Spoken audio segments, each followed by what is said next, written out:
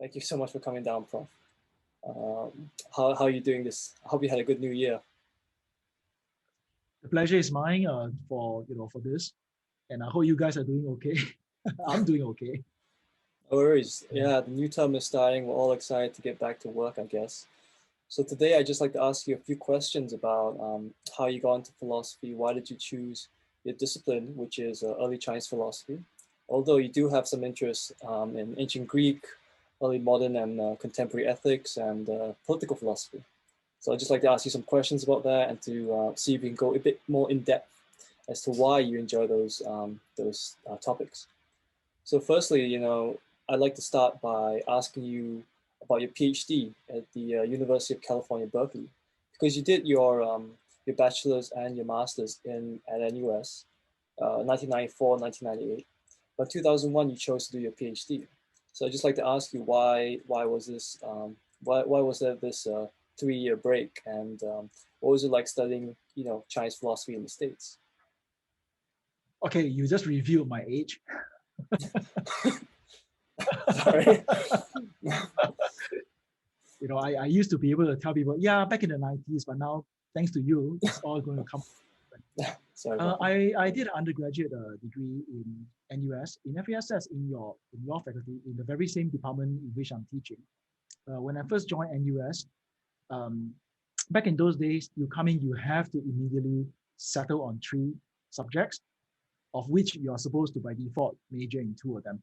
So when I first applied to NUS, I thought that I was going to do economics, political science, and history, actually. So, but when I finally arrived in NUS after NS, I decided that since I'm here already, I might as well do something I'm really, really interested in. And I decided that I was going to do history, political science, and philosophy. Because I've always been kind of interested in philosophy, but I didn't think that it will go anywhere. But it was only after the first year then I realized that I love it. I really love it. I love the kind of mental energy that's being expended, that I expend every time I have to think about philosophical issues. I love the fact that, well, not only am I enjoying it, I was actually pretty good at it. So that gives you some confidence to continue. So it was only in year 2 that I decided that I'm going to double down. In fact, I'm not going to double major, as most of my cohort were by default double majors. I decided to single major in philosophy, but maintaining still quite a big interest in history and political science as well. And then later on, only towards the end of my undergraduate career, I realized that I guess this is what I really, really want to do. I want to continue. And I went on to do a master's. Now, there isn't as much of a gap as you thought, because even though the master's was submitted, I believe in 2000, I was actually using that time to apply for the PhD. It's just that things take a while to firm up and all that. I was actually teaching for the department at that time as a tutor. Most of the classes I was tutoring for was actually logic. A lot of experience tutoring logic in those days. And then finally got the acceptance. I applied to a number of different schools, and Berkeley was one of those that accepted me. And I choosing between them, it's very obvious that I wanted to go to Berkeley, partly because the person whom I worked with for my undergraduate honors thesis actually was a visiting professor from Berkeley when I was in my 4th year, right? Kong Lai Shun. So when he went back to Berkeley, and when I got into Berkeley, of course I was going to go there. I was going to work with him, right? Very much a mentor figure in my academic career. So I did go there, but I also went there with understanding that if I'm going to go to a place like Berkeley, it's because I want to do philosophy, not just sort of Chinese stuff, right? In those days, I mean, it still is the case. They're strong in history, they're strong in other things, and I was there for pretty much everything else. In fact, there wasn't a lot of Chinese philosophy going on at all. I had to make my own way to the history department or the East Asian languages department to look for other professors to talk to them, to do reading groups with them, to take other classes there. In fact, I got quite close to a couple of the profs. One is Michael Nyland, who is another important mentor in my academic career. She's on history, early Chinese intellectual history, a big person there. And then the other one is Jeffrey Regal from the East Asian Languages and Culture department. Right? He has since went on to Sydney, then retired. Both are very early Chinese thought, early Chinese text people, right? But on the philosophy side, But again, I want to emphasize I was there to do everything else, whether it's Hume or Hobbes or Plato or contemporary philosophy. In fact, one of my exam topics for qualified exams was Rawls on justification. Okay, so I didn't want to run away from any of that stuff. And one of the classes, probably the hardest class I took subjectively, so to speak, was a class on philosophy of mathematics. I really enjoyed that under Paulo Mancosu and John McFarlane. So it was a fantastic experience. I had a really, really good classmates. There were 6 of us in our cohort, and we still keep in contact now and then. What else do you want to know? Well, Prof, I would like to ask you, since you said that coming to university, you would rather do something you'd enjoy. So I'd assume that you had at least some inkling of an interest in philosophy before you went into university. And was that specifically geared towards Chinese philosophy, or could you tell me a bit about that? Yeah, How did you? So when I was in my JC, I was one of those restless students who really should be studying studying harder for my A levels, but instead I was reading things that are not in the syllabus. I had partly because of a bunch of friends that I hang out with, many of whom are sort of humanities type people.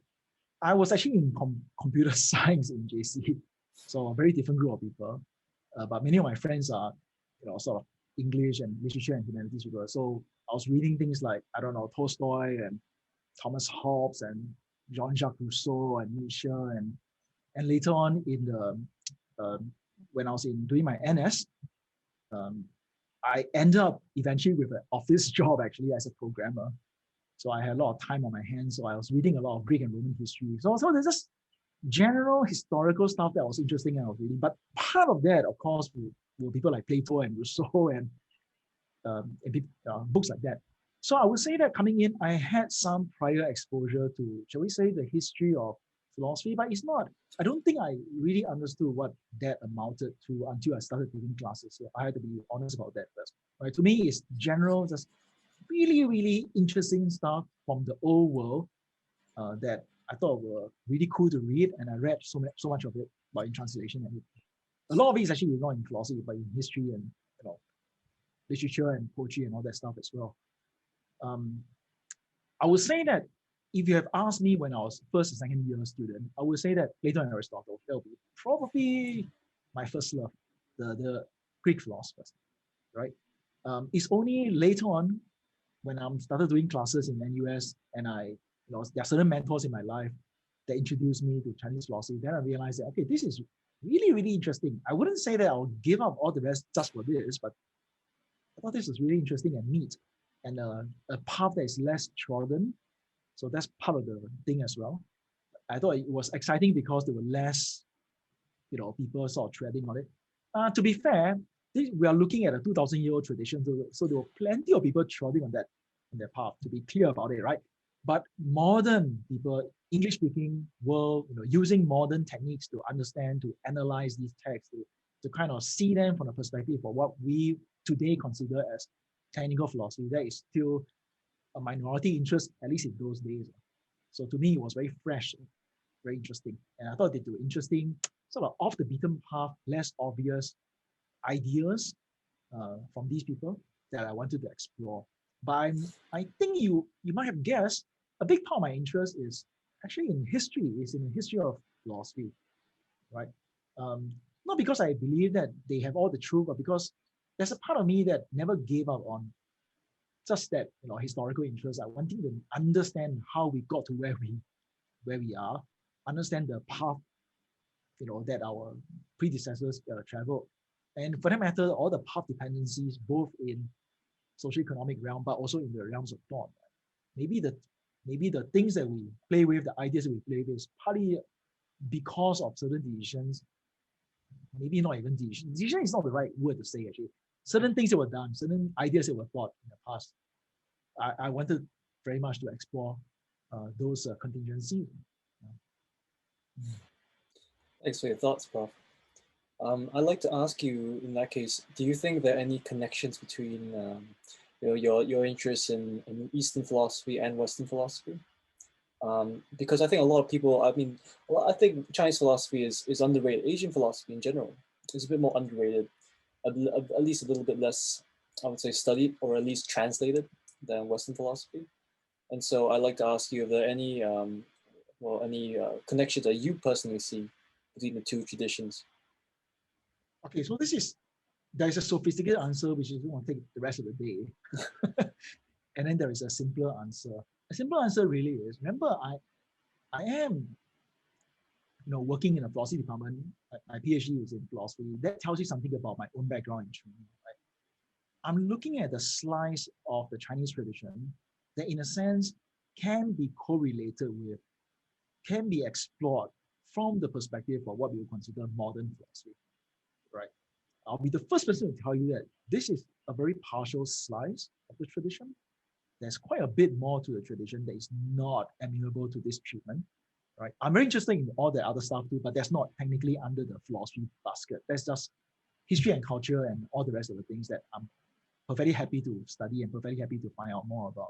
Right? There's a particular layer of it that if you look at it, you realize, wait a minute, there must be a way in which this is the kind of stuff that we could have seen in Plato and Aristotle, and for the matter, I don't know, G. Moore or Rawls or Rousseau or whoever, right? Smith or whoever, and then modern philosophers, right? So that's that layer. But we had to be very careful about this, both in the case of the Greeks and in the case of the Chinese, because it's a kind of parallax error. We're looking at a certain slice of them that is from our perspective, that is partly determined by our interest as modern people doing philosophy, right? But it's not necessarily literally what they were about. I'm not sure whether I'm making sense, right? So if you go back to Plato, if you go back to some of the people that Plato was responding to, you could have extracted a certain argument from one of the Platonic dialogues. And looking at the argument abstractly, you can say that, yeah, isn't this an argument for a certain conception of, I don't know, theory of universals? And then you correlate with things that happened much later and all the way until today. You could do that. So it's as if there's a long-range conversation. But if you just look at the text and look at the context very carefully on his own rights, in his own rights, without worrying about what happened later, you might actually come to completely different conclusions about what he was trying to do, what those people were trying to do. They were playing some other, for all you know, they were actually playing some other game. And now, this is especially the case for the Chinese text. I think we need to be very clear about that.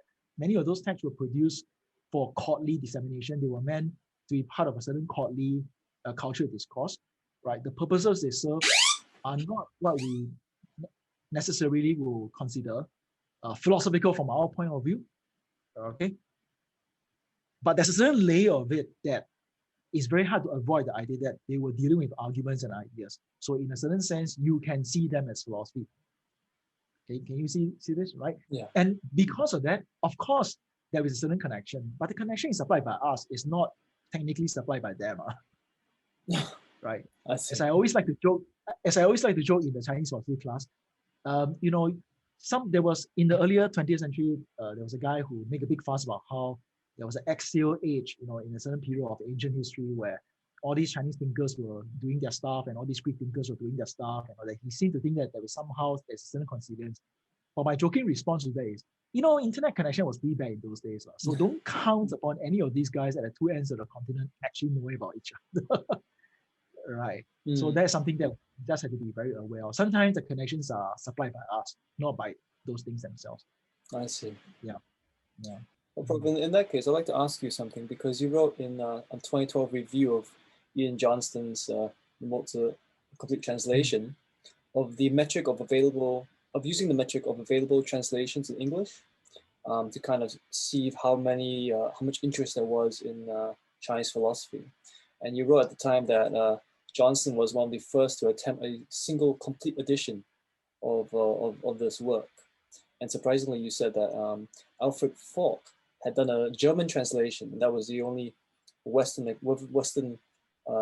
translated to a Western language equivalent. In that case, I would like to ask you, would you say that the Germans would have more interest in Chinese philosophy? Or at least, which parts of the West would are the most interesting? I don't think any particular part of the West has, if you're thinking in terms of percentage, I don't think there are really, really solid scholars in Europe. Never ever underestimate. Okay, but the number of people involved are not very large. So we need to be aware of that also. The English market is a much larger market with many, many young people.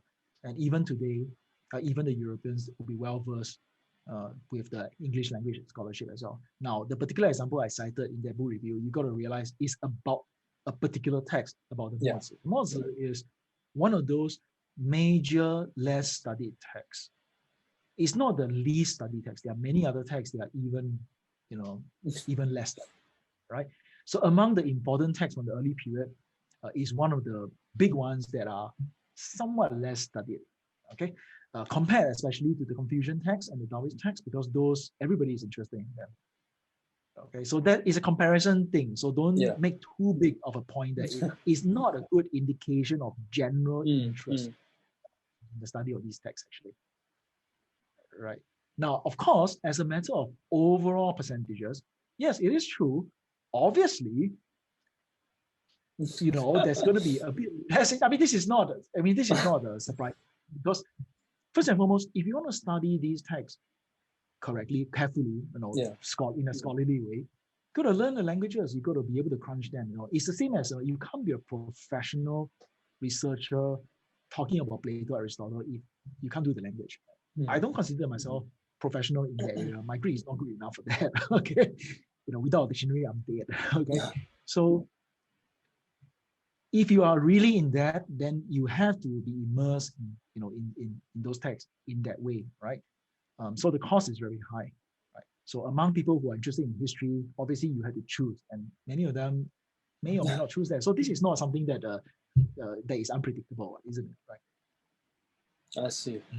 Well, I think it's an interesting historical fact that or at least the Germans had at least a bit more interest. It appears in Chinese philosophy. The German philosopher Martin Buber actually did a selected translation of Zhuangzi, and Martin Heidegger actually asked for his edition because he wanted to know what Chinese philosophy had to say.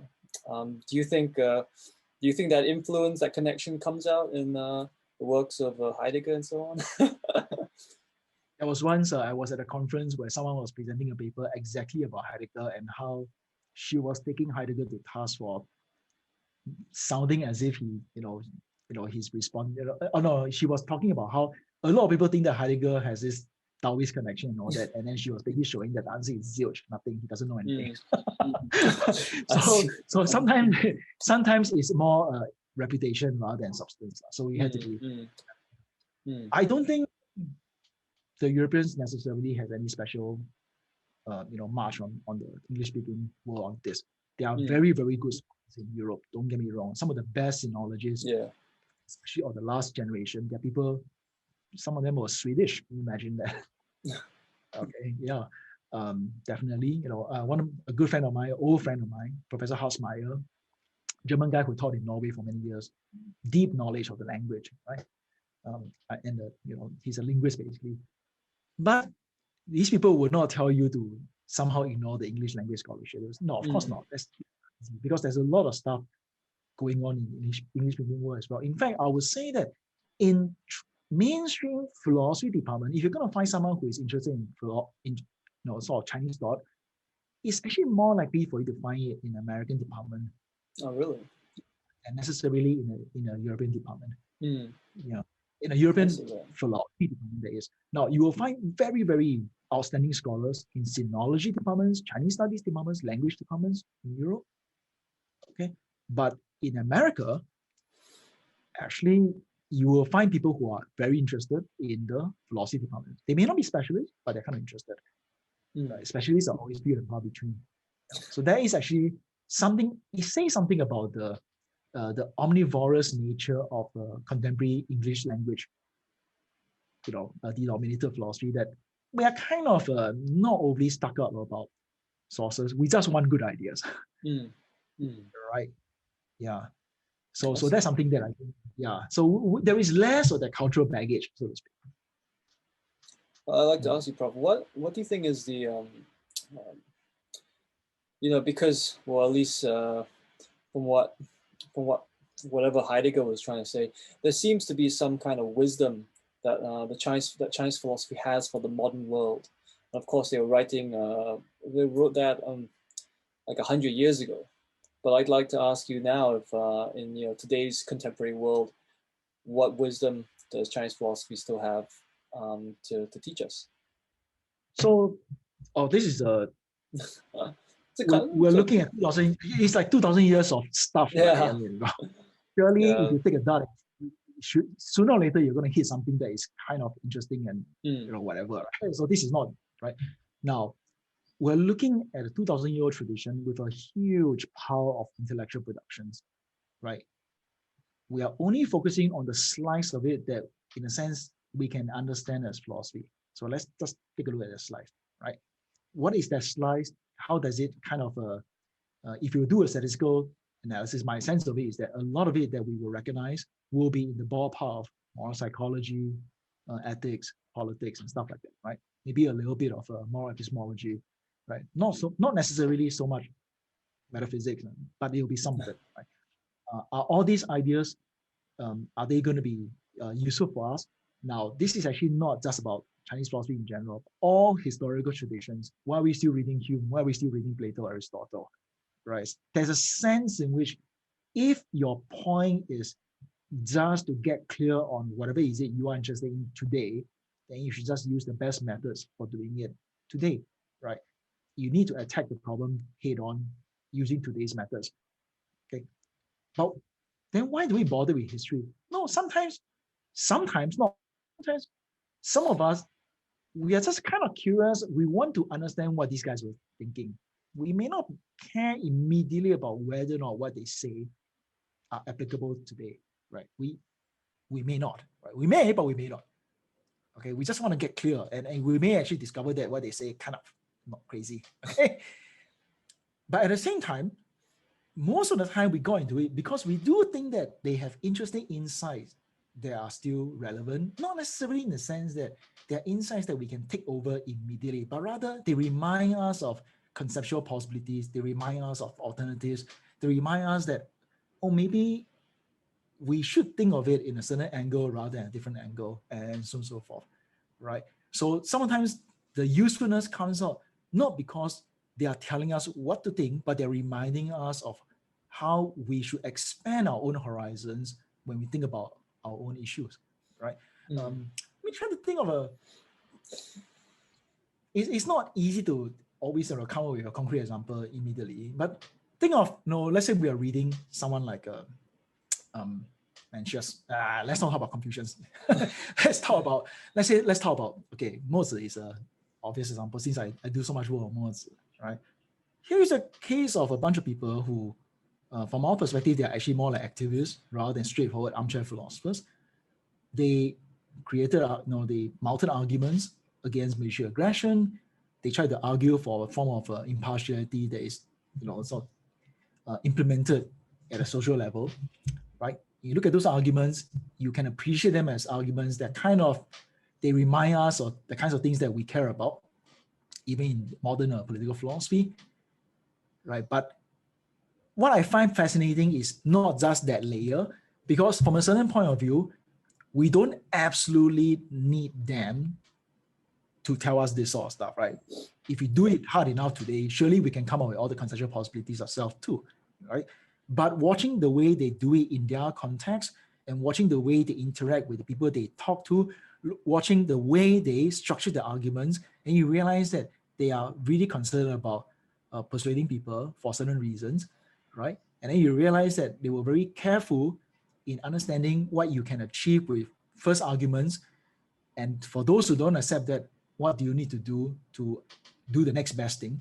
And when you watch all these things, you realize that, yeah, okay, you are learning certain things about how a group of people who have ideas and they're trying to make a difference to the world, how that played out in a real world historical scenario, right? And you learn lessons about that. And you turn your eyes back on the modern world and look at the way that philosophical ideas, ethical ideas, for instance, are disseminated, resisted, right? Both resisted and disseminated.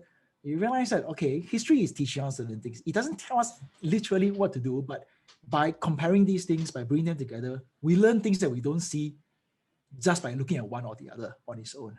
Mm. Does that make sense? Yeah, it makes sense. So I guess the study of philosophy is part anthropology. It's not just the ideas themselves, but the people and the context. I am kind of big about that. I tend to think partly not just in terms of idea, even though I love the ideas themselves, but I'm often drawn to worry about the embodiment of these ideas, right? Both in terms of why are people pushing these ideas? Oh, to get tenure. Okay, I get that. Okay, right. So that's the reason why certain things are done in the world, right? How are these disseminated on bamboo strips? How many bits can go on bamboo strips before the cost, kills you, before the weight kills you? I want to know that kind of stuff, right?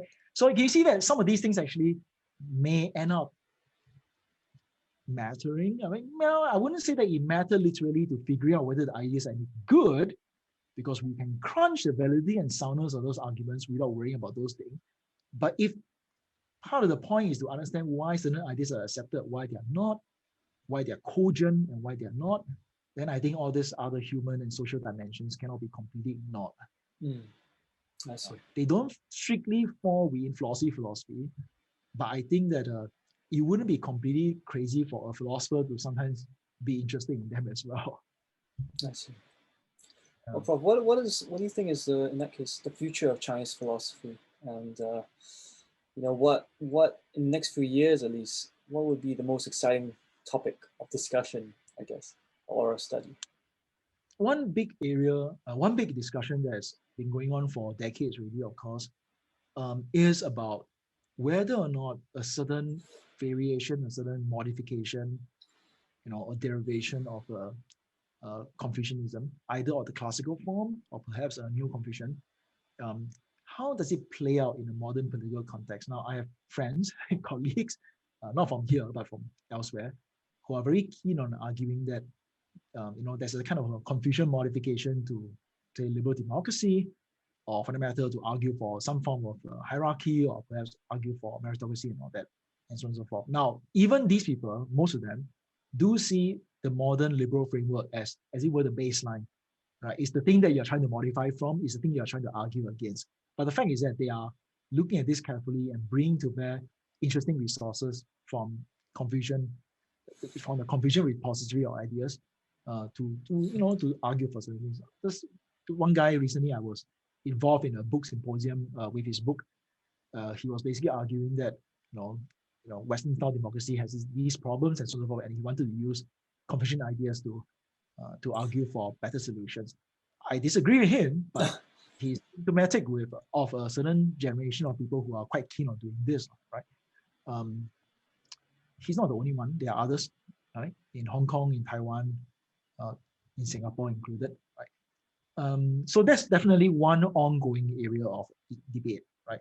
Sort of Confucianism, liberal democracy, human rights, how these things kind of. Now, why might this matter? It will definitely matter to this part of the world for a very, very simple reason. Whether you like it or not, there are big chunks of the population that lives in this part of Asia, East Asia, whose basic background political culture is, shall we say, broadly influenced by Confucianism. You cannot escape that. Yeah. Okay, it's a bit like saying that it's very hard to understand, say, European political culture without knowing the background of, say, Christianity, Roman Empire, French Revolution, so on and so forth, right? And that means that if the point is not just to come up with abstract ideas, but to come up with political theoretical ideas that actually is fit for service, so to speak, in a particular society, then you do need to understand what the recipients are like, and you do need to understand the political culture. Okay, so this is just a parallel case.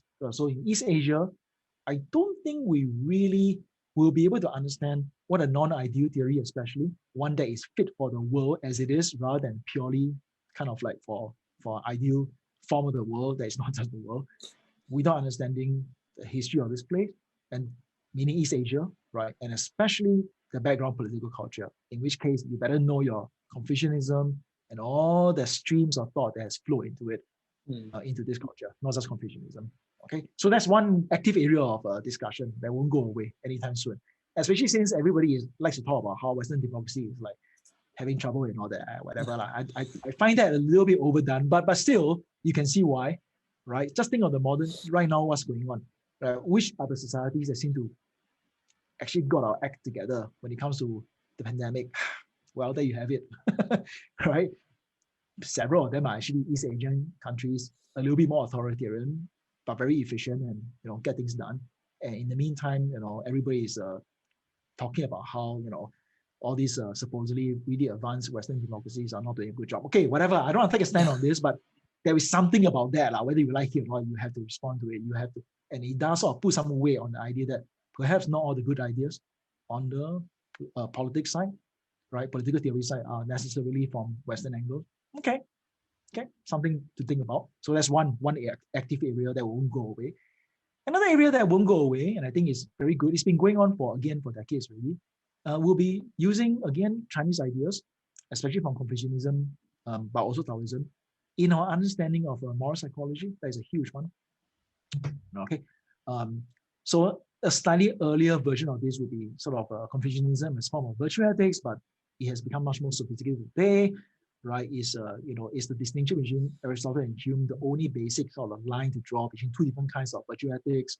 Could there be a Mansian kind, and so on and so forth? So that whole area of discussion, or for the matter, may not even look like this, right? One good example is my own mentor, my own supervisor, Kong Lai Xuan. So he's sometimes he writes stuff, articles and books that really just are about those thinkers themselves. But sometimes what he really wants to do is to take those ideas and apply it to a straightforward set of concerns that we still have, like anger, right, or the self or whatever, right? So that type of work is happening, which is really, really fantastic. I love that, right? There are more people who are kind of, they know the Chinese text, they know those ideas, but they are not just doing it from a more history of philosophy angle, which is a bit more like me. I'm more purist on that. I really want to do the history properly. But they want to use those ideas. They want to sort of argue for perhaps a conception of, to understand a certain conception of hypocrisy or the self or integrity or, whatever, right? So yeah, those discussions take place. And I think that discussion will grow actually, right? I'm actually in the process of editing a special issue of a journal. I won't give all the details yet. So there's a lead author. He wrote actually is an article about a certain conception of first person, third person, self, and all that. And then there are 4 respondents. They're all pretty senior philosophers, and now we are in the stage where we are looking at the open commentators, who has been, they send in their abstract and we selected the ones we wanted, and they're writing it. So probably in 2 years' time, this whole project will come out. The whole discussion is not a strictly historical. It's not about getting Mencius right. It's not about getting Mozart right. It's about, hey, how do we sort of use these ideas to understand ethics and moral psychology better? Right? And I think that is definitely a growing field, and I really wish that this is the part that will grow much bigger, actually. Yeah. Hopefully it will, Prof. Thanks so much for your ideas. I just have a few more questions, and then I guess we'll cap this interview off. So these questions, I guess, don't really form into any category or section as I did before. But firstly, I'd like to ask you, why are you you at least seem to be more Mohist than Confucian in your your preferences, your alignment? Why is that? You don't seem to be very Confucian. I don't think that's completely fair. I think I'm always been even-handed in this. I don't think I consider myself a Mohist. I like sort of analyzing Mohist texts, partly because I think they are less studied, and I think they deserve a bigger space. Yeah, you've written a lot on that. You've written a lot more on Mohist thought than Confucian. Yeah, so there's that. But it's partly about what I have found time to write on and all that. My own interest actually is very varied. I would say that I'm not, what's the right word to put it? I'm eclectic in terms of my own taste, in terms of my own positions, actually. I'll say that, right? So I would say that there are certain things where I think the Confucians got it right, but there are certain other things where my sympathies are with the Mohist. Just to give some examples, right? So for instance, here is a case where you can almost see a nice agree and disagree kind of thing. So there was one I wrote a paper about the debate between Xunzi and Mozi. So this is, so first in the Mohist text, you find some arguments that are anti-Confucian. Then later on, Xunzi comes along and he argues against the Mohist. So I actually wrote a whole, article that became a book chapter in an edited volume regarding that. And my conclusion actually is, me as the impartial, as the person who is not either one of them, I have to say there are some things that Xunzi got right, and then there are other things that, frankly speaking, I think he's just wrong, and I think the Mohist got right. So it's not quite straightforward. It's not correct to say that all my sympathies are with the Mohist, right? But I like working on them because they are the underdog here. They are less published. They are less studied. I see. Right? Yeah, so it's more that actually. Okay. Am I making sense? Yeah. Oh, I think so, yeah. Yeah. But I don't think I have very strict philosophical loyalties on this. Right. I would say that if I were to identify some of the whipping horses that I would not step down from, it wouldn't be obviously Confucian or Mohist. It would be something more fine-grained and more granular. Let me give you one kind of a naughty example, in a sense, almost like a silly example. I'm really, really unhappy when people confuse talking about words with talking about ideas. Not sure okay. So sometimes we focus on something because we think that it's like, there's a word that appears here and then there's another, it's sort of like the same word that appears there. And we think that people are talking about the same things. And we make a big fuss about it. And I'm very annoyed about that. Yeah, there's no reason to believe that the two instances of those that form that word refers to the same ideas, right? So I am always very unhappy with when people make that kind of mistake. Now, so I'll just give you an example of what I mean by a whipping horse, something that I'm like not about to give up anytime soon. But is that obviously Confucian or Mohist? Of course, the answer is neither, right? It has nothing to do with those things at all, right? So along the way of all my education, there are all these little things that I you may say that I take my stand on them because I get annoyed about them, but they're not straightforwardly, Confucian or Mohist. They really are.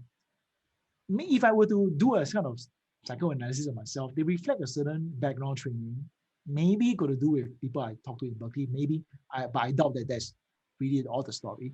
A certain love of a certain kind of clarity and precision. Yeah, but I'm not going to hang my, I'm not going to put all my money there either.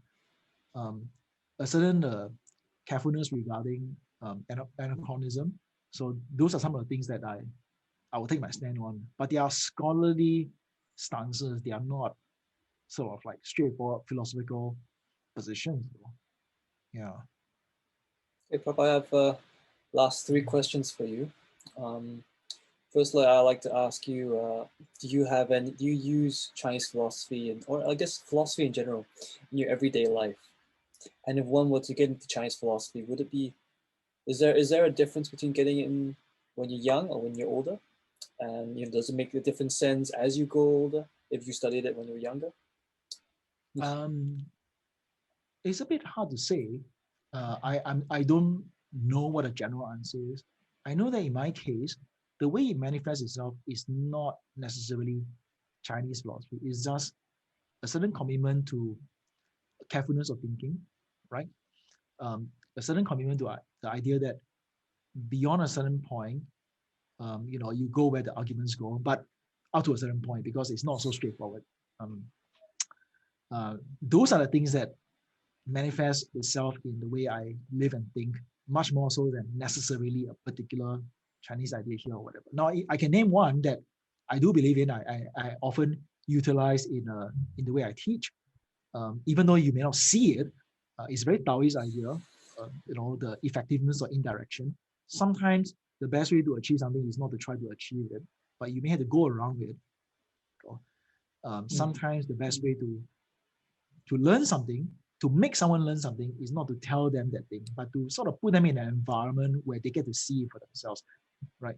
Some of them are very, sort of like stereotypical, perhaps even things that you can find in some of these Chinese texts. But I'll be the last one to insist that they are specifically Chinese. That's just crazy. that can't be right. Okay, right. I'm sure these techniques have been used for millennia by all kinds of people, right? But Taoists had a whole theory about that. Okay, I'll give them props for that, right? Did I use these methods in my teaching because I was reading them? Probably not. Part of it is experience, right? Part of it is just being thoughtful and careful about what you do.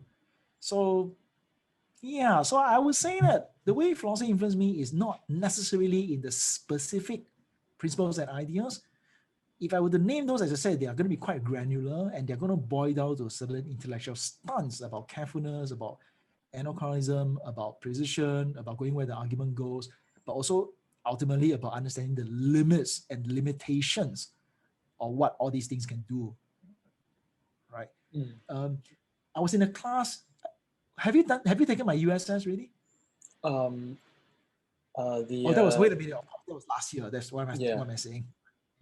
So there was one person who asked me a question. You know, what if you were to consider all these arguments and all that, you come to the conclusion that there's a certain belief that you have that is not well supported by reason, right? And I say, does it mean that I have to give it up? I say, yeah, maybe. So abstractly, if this is all I have, ceteris paribus, then you don't have good reason to hold on to it, right? Ceteris paribus. But it's not ceteris paribus, right? We don't just have singular beliefs.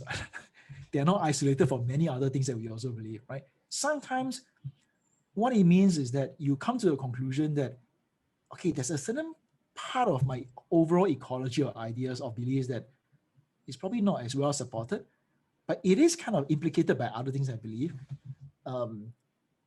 I got to put a pin on this. One of these days, I got to come back to it, but it's not one of those I can give out today, right? Because it involves a much wider, it involves a much wider change than just giving out that thing, right? So if you think of reasoning and careful thinking in a very narrow way, then I would say that, hey, chill, please. Okay.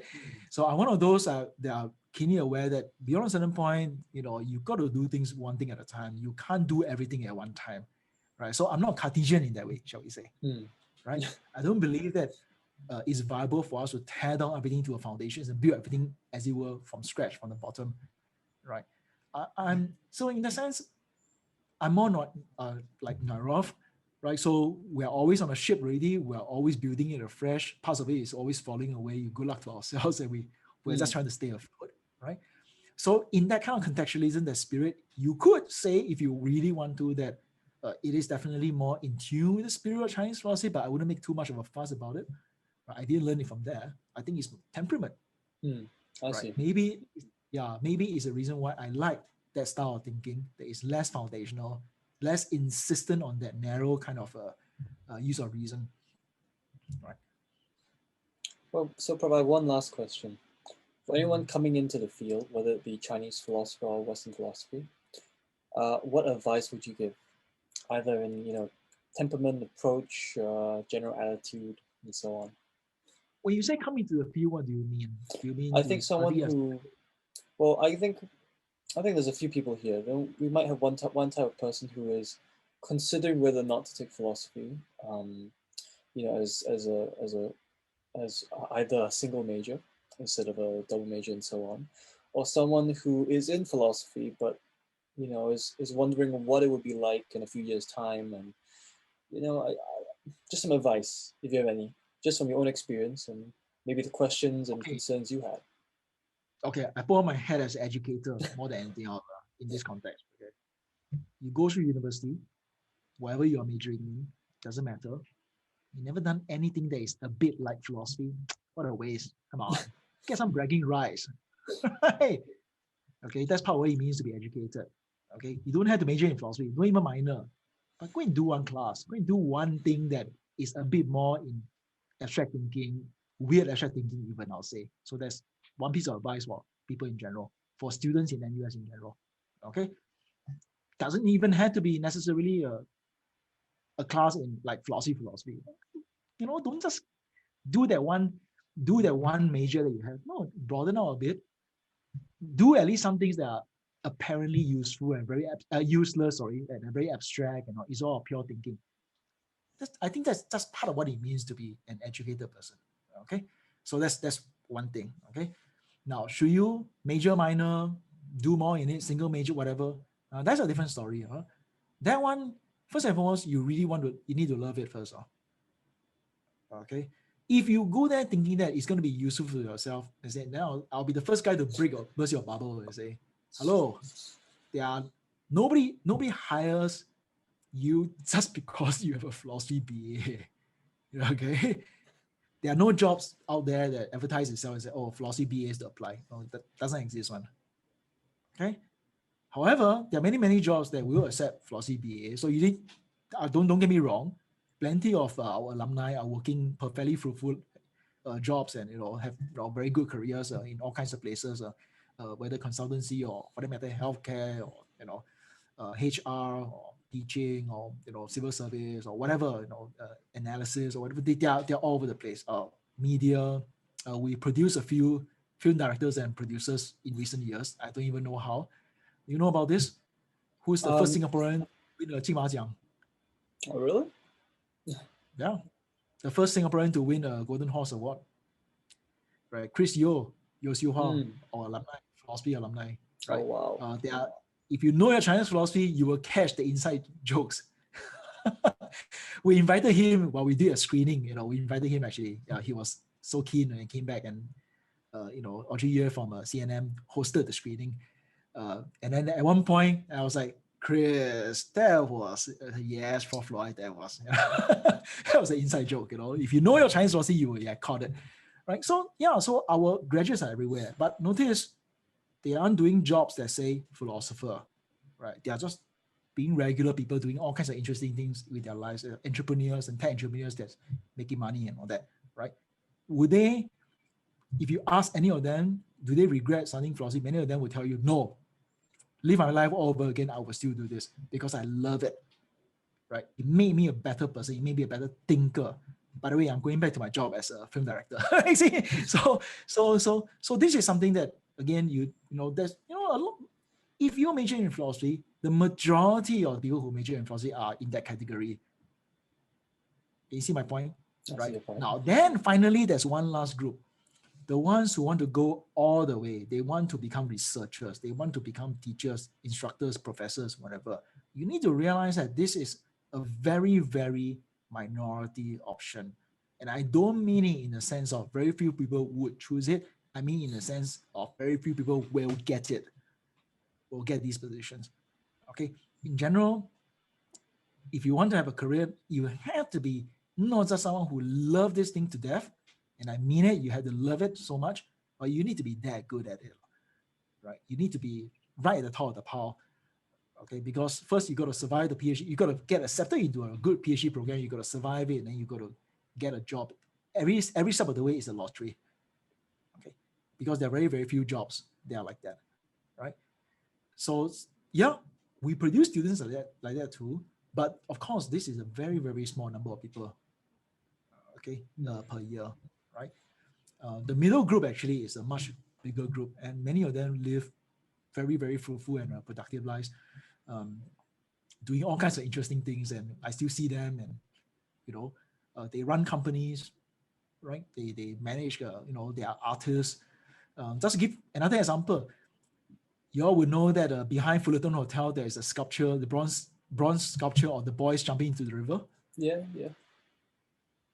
The person who did it, philosophy alumni from our department, from a much older generation, right? So actually, people who study philosophy, if the point is to become like a professional philosopher, then I'll say, chill, there's no money in that. Okay, I'll just say that first, okay? But they obviously thought that they got a lot of value out of it. And I could imagine myself in an alternate universe being someone like that. Now, I could imagine that, right? Why? Because I would say that, no, I did this. I love it. I love the mental training. I love that being able to puzzle over these things. It made me a better person. Right? It doesn't mean that I'm going to do my job like that. It doesn't mean that this is my job, so to speak. Right? Now, in this life, of course, this is my job. Thank you so much, Prof. Thank you for your time. And thank you for sharing your thoughts. Hope you had a had a fun time with us. Yeah, Thanks, Prof. absolutely fine.